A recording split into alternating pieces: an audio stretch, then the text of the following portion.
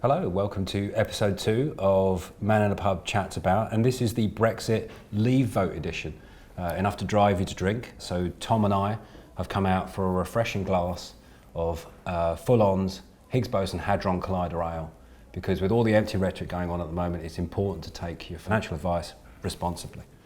So Tom, what question have you got for me? So now that the world has ended, that we've got a leave vote, and obviously the FTSE, we woke up to news of the FTSE doing this on Friday morning. Yeah.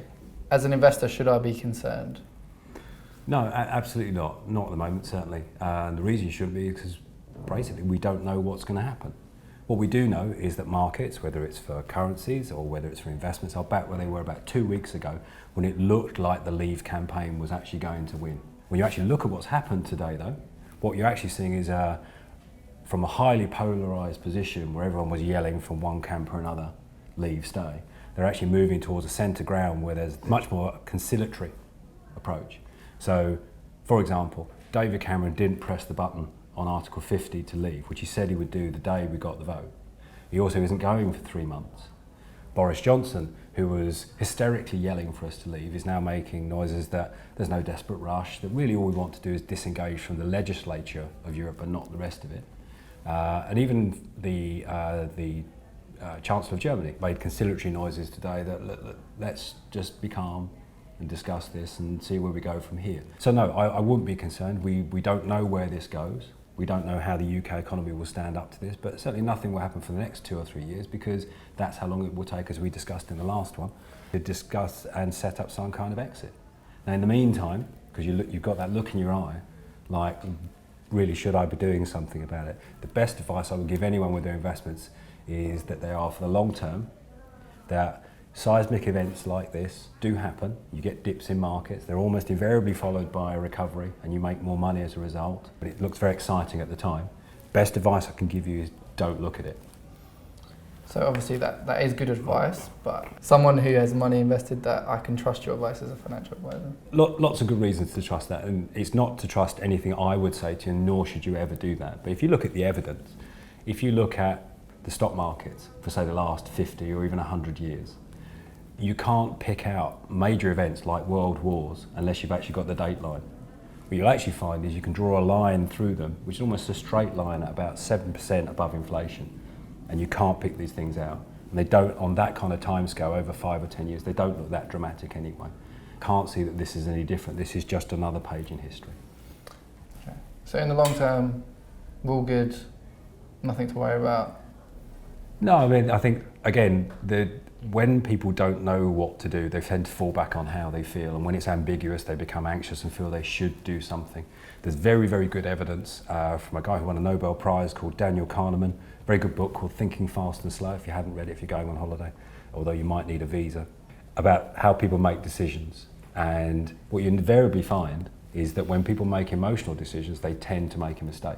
In fact, investors fail to make at least 25% of the gains that are available every year because they make emotional decisions. So the best thing to do right now, when nothing has changed and we don't know what to do, is to do nothing. What we might get is a downgrading of the UK government and its credit rating.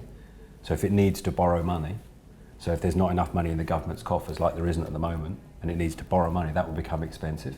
If you borrow money from a mortgage company and their rate is ultimately based upon what the government borrows at, which is what's called the risk-free rate, your mortgages might go up in the long run, but not today.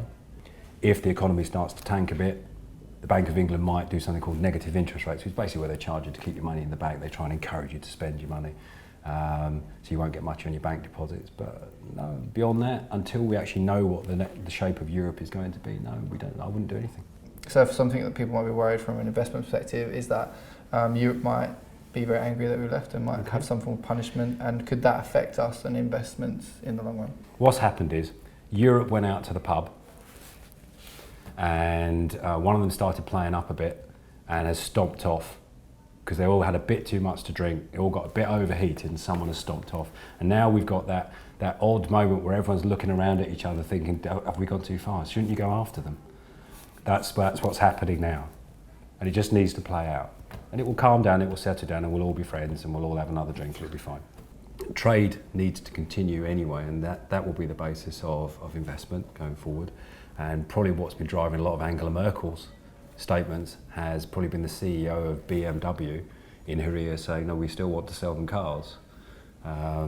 So no, I wouldn't be over concerned about that. What will happen in the short term, there'll be lots of noise and rhetoric and positioning, which we've seen today and over the last couple of days, and then it will become clearer where we're going, and it probably won't be as maleficent as some people would have us believe. This could be a good opportunity for new investors to invest. Yeah. Would you recommend investing in it? Absolutely. Dips in the price of assets are always an entry point to the market. So if you look at this rationally, when exactly the same companies, BP and all the other companies, have dropped in value, but it's exactly the same company with exactly the same value, now it's a discount bargain basement sale, and you should get in now if you can. And if the market dips again, buy some more. Thank you for answering my questions. You're welcome. My pleasure.